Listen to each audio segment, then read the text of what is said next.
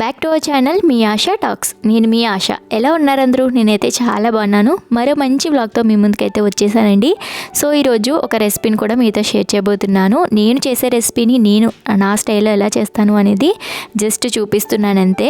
So ఎవరికైనా నచ్చితే మాత్రం వీడియోని ఎక్కడ కూడా స్కిప్ చేయకుండా చూసేయండి.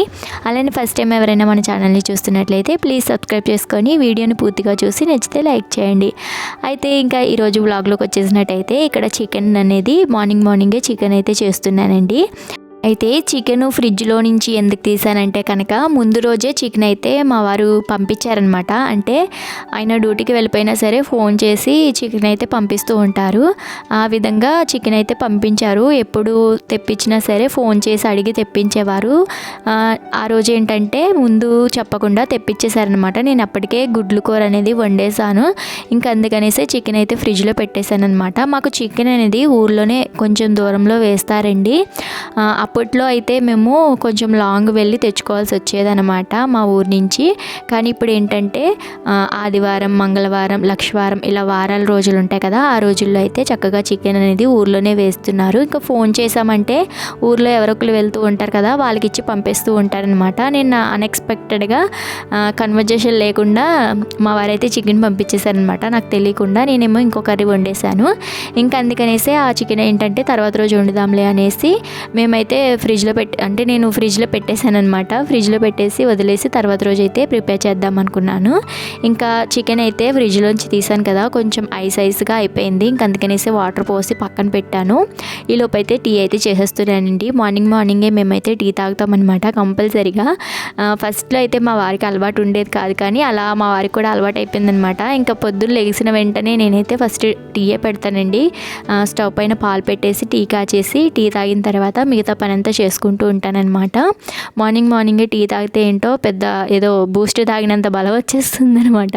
టీ అనేది మంచిది కాదనుకోండి, కాకపోతే ఇంకా అలవాటు అయిపోయింది అలాగని టీ లేకపోతే ఉండలేము అన్నంత ఇదేం కాదండి.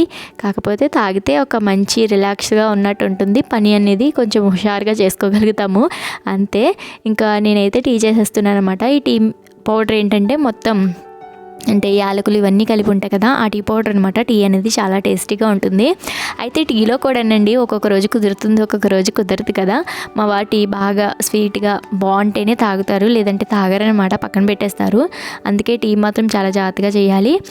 తర్వాత ఇంకా టీ తాగేసిన తర్వాత కర్రీ అయితే ప్రిపేర్ చేస్తున్నానండి. చికెన్ కర్రీ ప్రిపేర్ చేస్తున్నాను కదా.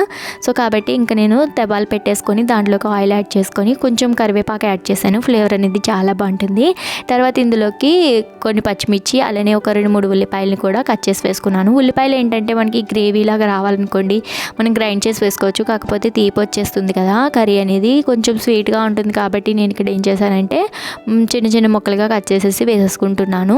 ఇవి మనకి బాగా ఫ్రై అవ్వాలండి. మనకి స్వీట్నెస్ ఉండకూడదు అంటే కనుక ఉల్లిపాయ అనేది బాగా ఆయిల్ అంతా కూడా రిలీజ్ అయిపోయే వరకు ఫ్రై చేస్తేనే మనకి కర్రీ అనేది బాగుంటుంది, లేదంటే స్వీట్ వచ్చేస్తుంది అనమాట.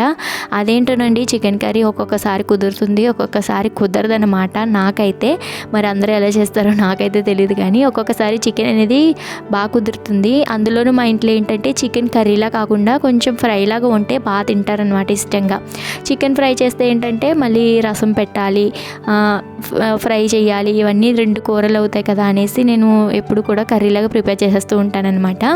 ఇక్కడ చెప్పాను కదండి, ఉల్లిపాయలు మనకు కొంచెం గ్రేవీ కావాలి అంటే మాత్రం ఖచ్చితంగా మనం ఉల్లిపాయ అనేది గ్రైండ్ చేసుకోవాలన్నమాట. అందుకోసం నేను ఏం చేశానంటే ఒక ఉల్లిపాయ, అలానే అల్లం, వెల్లుల్లి ఇవన్నీ కూడా చక్కగా కొంచెం మెత్తగా దంచేసుకొని వేసుకుంటున్నాను.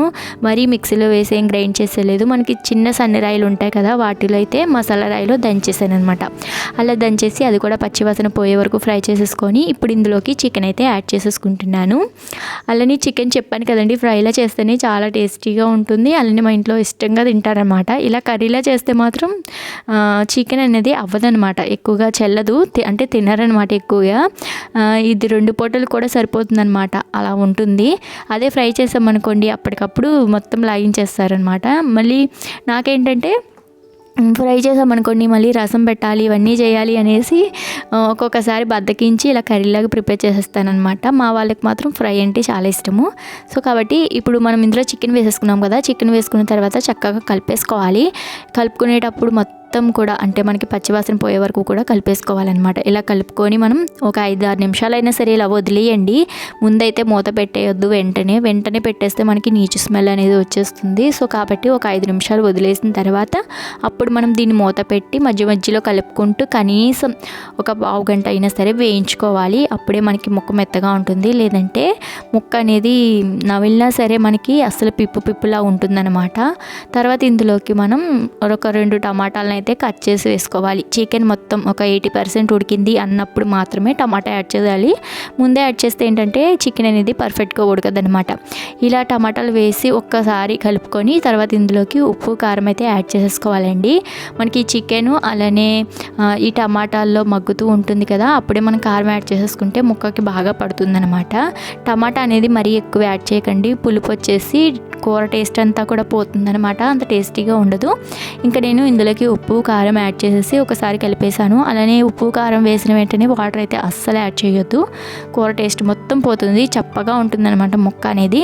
సో కాబట్టి మనం ఉప్పు కారం యాడ్ చేసి దీనిపైన మూత పెట్టుకొని ఒక 5 నిమిషాలు అలా సిమ్లో పెట్టి వదిలేయండి. అప్పుడు మనకి ఆయిల్ అంతా కూడా పైకి లేచి అంటే పైకి రిలీజ్ అయిపోయి మనకి ముక్క అంతా కూడా బాగా ఉడికి ఉప్పు కారం మొత్తం కూడా పట్టేసి ఉంటుందన్నమాట. ఆ తర్వాత మనం మూత తీసి వాటర్ అయితే యాడ్ చేసుకోవాలి.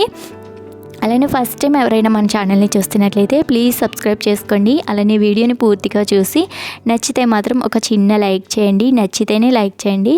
అలానే ఫస్ట్ టైం చూసేవాళ్ళు ఖచ్చితంగా సబ్స్క్రైబ్ చేసుకొని పక్కనే ఉన్న బెల్ ఐకాన్ని ఆన్ చేసి పెట్టుకుంటే మీకు ఆల్ అన్న నోటిఫికేషన్ వస్తుంది. అప్పుడు ఆల్ అన్న నోటిఫికేషన్ ఆన్ చేసి పెట్టుకున్నారంటే ఏ వీడియో పెట్టినా కూడా మీ వరకు వస్తుందన్నమాట. సో సపోర్ట్ చేస్తారని అనుకుంటున్నాను. ఇంకా 5 నిమిషాలు ఉడికించుకున్నాం కదా, ఇలా ఉడికిన తర్వాత మనం ఇందులోకి కొంచెం వాటర్ అయితే యాడ్ చేసుకోవాలి. మనకి గ్రేవీకి తగ్గట్టు వాటర్ అయితే యాడ్ చేసుకోవాలి, ఉడకాలి. అలానే మనకి కొంచెం గ్రేవీగా ఉండాలి కాబట్టి కొంచెం ముక్క ములిగే వరకు వాటర్ అయితే యాడ్ చేసుకోవాలి. మరీ ఎక్కువ వాటర్ యాడ్ చేసేసామనుకోండి అది బాగా ఉడికి మరిగేలోపు కూర టేస్ట్ అంతా పోతుందన్నమాట. అందుకనేసి మరీ ఎక్కువ వాటర్ అయితే యాడ్ చేసేయొద్దు, జస్ట్ ముక్క మొలిగితే సరిపోతుందన్నమాట. ఇలా వాటర్ వేసుకొని మనం దీనిపైన అయితే మూత పెట్టేసుకోవాలి. ఇలా మూత పెట్టి ఒక పావు గంట సేపు ఉడికించుకోవాలి, మెత్తగా అయ్యే వరకు కూడా. మీరు కావాలి అంటే ఇందులో మసాలాలు కూడా యాడ్ చేసుకోవచ్చండి. నేను పెద్దగా మసాలాలు అయితే ఏం యాడ్ చేయను.